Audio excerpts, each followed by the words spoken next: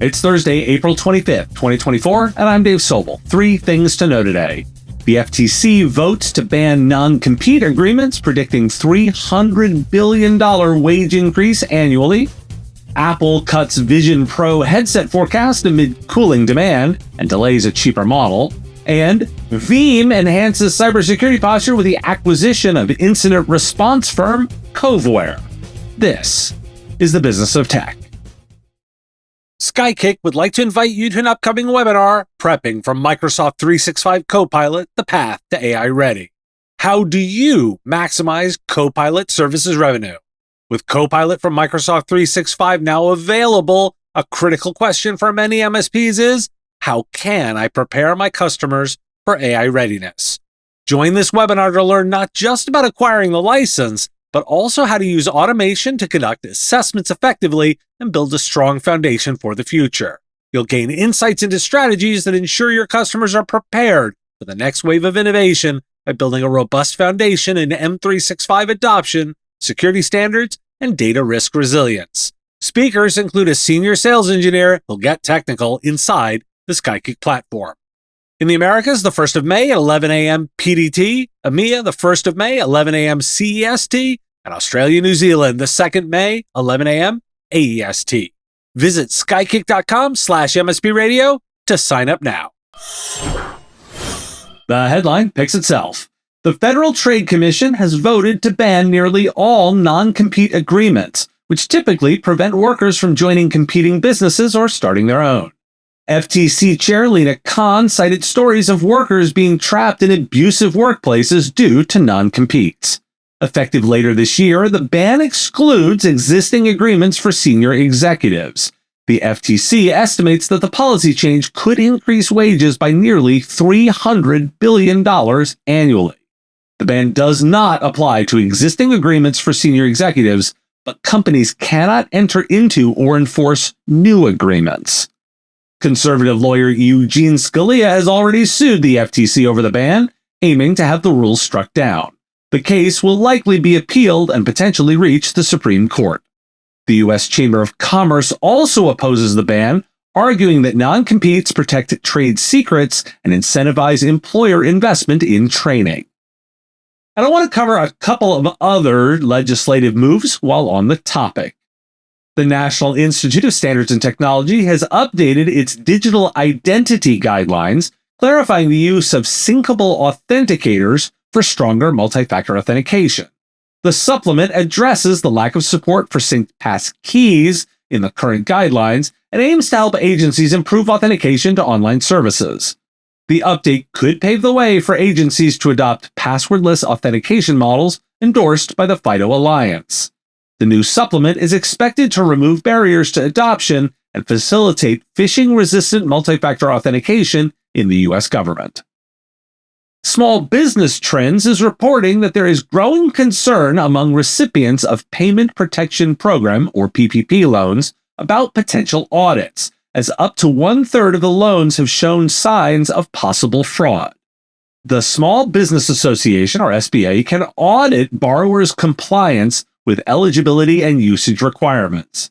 Businesses that use at least 60% of their loan for payroll expenses may be eligible for loan forgiveness. Delinquent loans are being referred to the Treasury Department for collection.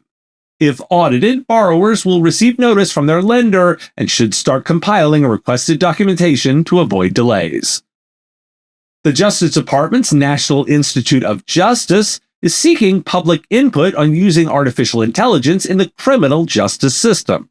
This request for feedback is part of President Joe Biden's efforts to strengthen AI and civil rights. The report will address various aspects of AI in the criminal justice system and recommend best practices and additional actions. Comments are due within 30 days of the document's publication. And I'll circle back after it happens, but today, the Federal Communications Commission is expected to vote to restore net neutrality by reclassifying internet service providers as common carriers under Title II of the Communications Act. Why do we care? The headline is non-competes. I'm no lawyer, so I won't predict how that part of it will play out. I will say that as a business owner, I wouldn't be pushing these on employees now. They're generally considered difficult to enforce, so why not make this a benefit? Flip the script and make it a positive. I also wanted to highlight the PPP concerns. One should have expected that the program would have some audit teeth. It was never entirely free money. It was a government program, and that would come with paperwork.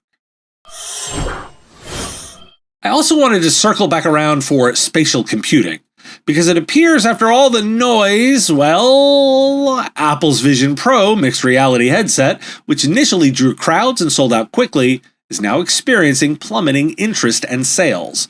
Some retail stores are struggling to sell even a handful of units in a week, and demand for demos has significantly decreased. Complaints from customers include impracticality in everyday life, discomfort, difficulty finding apps, and a sense of isolation. Apple is reportedly cutting its Vision Pro headset shipment forecast for the rest of the year due to cooling demand. The company expects to sell only around 400,000 to 450,000 units in 2024, compared to the previous market consensus of 700 to 800,000. This unexpected drop in demand has led Apple to adjust its headset roadmap and may delay the release of a lower-cost mixed reality headset. Meta has announced that its VR OS, now Horizon OS, will be open to third-party manufacturers, allowing future headsets from Asus, Lenovo, and Microsoft to connect via the same Meta Quest app.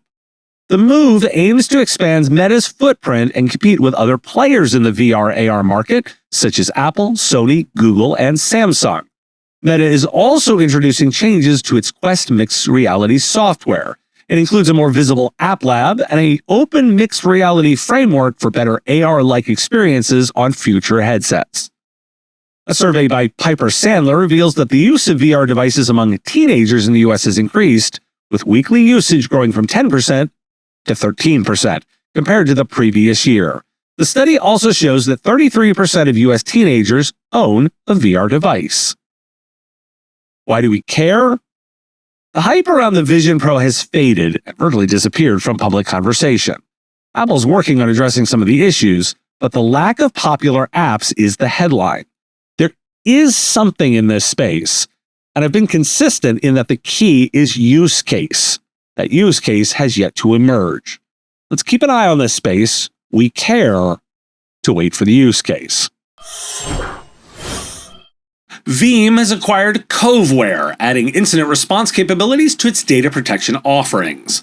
This acquisition aims to enhance Veeam's ability to help customers respond to and recover from cybersecurity incidents.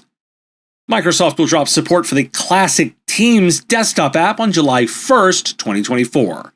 Windows 7, 8, 8.1, and Mac OS Sierra, also 10.12, users will be blocked from accessing classic Teams starting October 23rd, 2024. The new Teams desktop client, which offers faster performance and additional features, has been rolled out and is made available online. Microsoft is also testing a unified Teams client for personal and work accounts, which is expected to ship with Windows 11 version 24 H2. Microsoft is rolling out ads in the Start menu of Windows 11 to all users. These ads, called recommendations, promote apps from the Microsoft Store and aim to help users discover more apps. While the ads can be disabled, Microsoft plans to push the update, enabling them to be used on all Windows 11 machines in the coming weeks. Why do we care? These are your tactical updates to run an IT services organization. Go forth and use the information. With as many breaches and security concerns as I report on this show, it should be obvious that cybersecurity is not just about technology, but also the human expertise needed to interpret and respond to complex threats. Huntress is focused on elevating SMBs and MSPs around the world. Huntress has a suite of fully managed cybersecurity solutions powered by a 24/7 human-led SOC, dedicated to continuous monitoring, expert investigation, and rapid response. And the proof is the execution. Huntress is the #1 rated EDR for SMBs on G2. Want to know more about the platform? Visit huntress.com/MSP Radio to learn more. Thanks for listening. Today is National Telephone Day. I love the question that was posed of imagining a world without the telephone. Have a question you want answered? I do take those listener questions. Send them, ideally as a voice memo or video, to question@mspradio.com. I answer listener questions live each week on our Wednesday live show on YouTube and LinkedIn. This week, Wednesday, 3 p.m. And if you got a comment or a thought, put it in the comments if you're on YouTube, or reach out on LinkedIn if you're listening to the podcast. Talk to you again tomorrow. The Business of Tech is written and produced by me, Dave Sobel, under ethics guidelines posted at businessof.tech. If you like the content, please make sure to hit that like button, follow, or subscribe. It's free and easy and the best way to support the show and help us grow. You can also check out our Patreon, where you can join the Business of Tech community at patreon.com/MSP Radio, or buy our Why Do We Care merch at businessof.tech. Finally, if you're interested in advertising on the show, visit mspradio.com/engage. Once again, thanks for listening to me, and I will talk to you again on our next episode of The Business of Tech. Part of the MSP Radio Network.